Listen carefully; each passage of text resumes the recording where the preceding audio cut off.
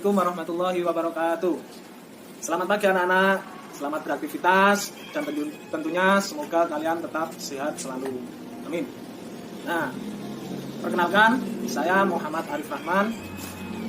Saya akan menyampaikan pelajaran sejarah kebudayaan Islam kelas 7, dan materi yang akan kita pelajari hari ini adalah tentang strategi dakwah Nabi Muhammad SAW periode Makkah. Nah, sebelum saya memulai materi pada kali ini, alangkah baiknya kita berdoa terlebih dahulu supaya dilancarkan pembelajaran kita pada kali ini. Berdoa mulai. Selesai. Mari kita simak pelajaran pada kali ini. Pada pertemuan kali ini, kita akan membahas tentang strategi dakwah Nabi Muhammad SAW di Makkah. Yang pertama yaitu permulaan dakwah Nabi Muhammad. Nabi Muhammad SAW adalah nabi terakhir yang diutus Allah SWT ke dunia untuk meluruskan kembali ajaran yang benar. Nabi Muhammad SAW diangkat sebagai nabi dan rasul pada usia 40 tahun, yaitu pada tanggal 17 Ramadan 13 tahun sebelum hijrah, yaitu 610 Masehi, tempatnya di Gua Hira. Pengangkatannya sebagai nabi ditandai dengan turunnya malaikat Jibril menyampaikan wahyu yang pertama kali, yakni Quran Surat Al-Alaq ayat 1-5.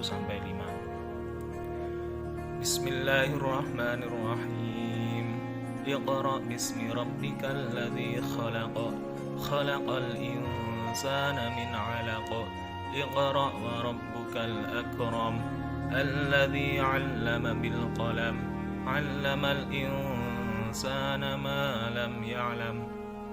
Artinya, bacalah dengan menyebut nama Tuhanmu yang menciptakan. Dia telah menciptakan manusia dari segumpal darah. Bacalah, dan Tuhanmu lah yang maha pemurah, yang mengajar manusia dengan perantara qalam. Dia mengajar kepada manusia apa yang tidak diketahuinya. Pada saat itu, sebelumnya Nabi Muhammad tidak bisa membaca sama sekali. Lalu malaikat Jibril berkata, "Bacalah." Maka Nabi Muhammad menjawab, "Saya tidak bisa membaca." Lalu malaikat Jibril mendekap beliau dengan keras, kemudian melepaskannya. Kemudian Jibril mengulangi lagi seraya berkata, "Bacalah." Tapi Nabi Muhammad menjawab, "Saya tidak bisa membaca." Terus malaikat Jibril mendekapnya dengan keras lagi sampai ketiga kalinya. Lalu malaikat Jibril berkata, "Bacalah." Maka pada saat itu juga Nabi Muhammad SAW bisa membaca dengan lancar. Setelah turunnya wahyu yang pertama, Rasulullah SAW tidak menerima kembali wahyu lagi kurang lebih selama 40 hari.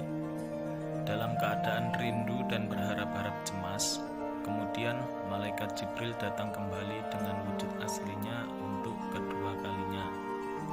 Malaikat Jibril terlihat duduk di atas kursi di antara langit dan bumi, dan terus mendekati Nabi Muhammad SAW. Kemudian beliau masuk ke dalam rumah dan berkata kepada Sayyidah Khadijah, "Selimuti aku, selimuti aku." Kemudian Allah Subhanahu wa Ta'ala menurunkan wahyu kedua, yaitu Quran Surat Al-Muddatsir ayat 1-7. Bismillahirrahmanirrahim. Ya ayyuhal muddatsir, qum fa'anzir, wa rabbaka fakabbir, wa thiyabaka fatahhir, warrujza fahjur, wala tamnun tastakthir, wali rabbika fasbir. Artinya, hai orang-orang yang berkemul, berselimut, bangunlah, lalu berilah peringatan dan Tuhanmu agungkanlah, dan pakaianmu bersihkanlah, dan perbuatan dosa tinggalkanlah. Dan janganlah kamu memberi dengan maksud memperoleh balasan yang lebih banyak. Dan untuk memenuhi perintah Tuhanmu, bersabarlah. Surat Al-Muddatsir berisi perintah Allah Subhanahu wa taala agar Nabi Muhammad berdakwah menyiarkan ajaran Islam kepada umat manusia. Mulailah beliau berdakwah secara sembunyi-sembunyi berdasarkan Quran surat Asy-Syu'ara ayat 214. Wa anzir 'ashiratakal aqrabin.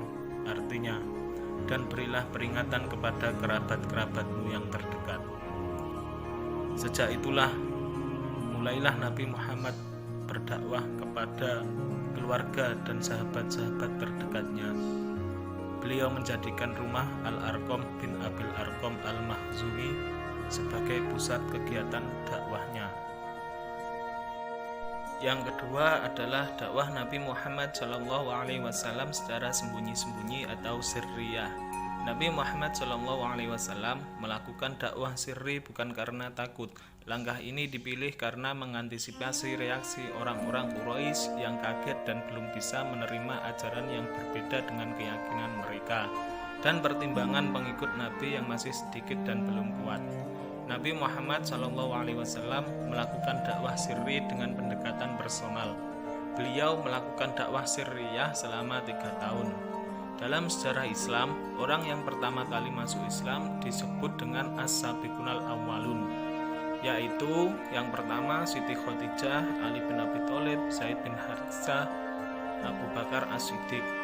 Kemudian disusul oleh Utsman bin Affan, Zubair bin Awam, Abdurrahman bin Auf, Sa'ad bin Abi Waqqas, Thalhah bin Ubaidillah, dan disusul lagi sahabat yang lainnya seperti Bilal bin Rabah dan lain sebagainya.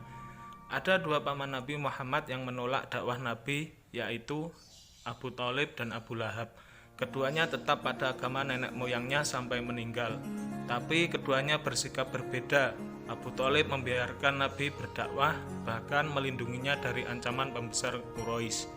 Sedangkan Abu Lahab menentang dakwah Nabi, bahkan mengancam dan berniat membunuh Nabi Muhammad. Yang ketiga yaitu dakwah Nabi Muhammad SAW secara terang-terangan, yaitu jahr. Setelah melakukan dakwah secara sembunyi-sembunyi, beliau diperintahkan oleh Allah Subhanahu wa taala untuk melakukan dakwah secara terang-terangan berdasarkan Quran surat Al-Hijr ayat 94. Fasda' bima tu'maru wa a'rid 'anil musyrikin. Artinya, maka sampaikanlah olehmu secara terang-terangan segala apa yang diperintahkan kepadamu, dan berpalinglah dari orang-orang yang musyrik. Dakwah Nabi Muhammad SAW secara terang-terangan pertama kali dilakukan di Bukit Shafa. Dalam dakwahnya beliau menjelaskan bahwa tidaklah aku diutus oleh Allah Subhanahu wa taala melainkan untuk mengajak mereka menyembah Allah Subhanahu wa taala dan meninggalkan berhala. Namun kaum Quraisy yang mendengar dakwah Nabi tidak percaya sama sekali. Mereka mendustakannya, mengejek, bahkan Nabi dilempari batu dan kotoran. Pendusta Nabi pada saat itu adalah Abu Lahab dan istrinya serta Abu Jahal. Dakwah Nabi yang kedua kalinya pun mendapat perlakuan yang sama dari kaum Quraisy, terutama Abu Lahab. Tetapi Nabi Muhammad tetap sabar dan tabah dan berjiwa besar. Maka turunlah Quran surat Al-Lahab. Nabi Muhammad menerima wahyu dari Allah yang turun secara berangsur-angsur selama 13 tahun di Makkah, yaitu pada 610 sampai 622 Masehi. Nabi Muhammad menerima 4.726 ayat yang meliputi 89 surat. Surat-surat yang diturunkan selama Nabi Muhammad di Mekah dinamakan surat Makkiyah. Sekian yang dapat saya sampaikan, kurang lebihnya saya mohon maaf. Semoga ilmu yang kita pelajari pada kali ini bermanfaat bagi kita semua. Saya akhiri. Wassalamualaikum warahmatullahi wabarakatuh.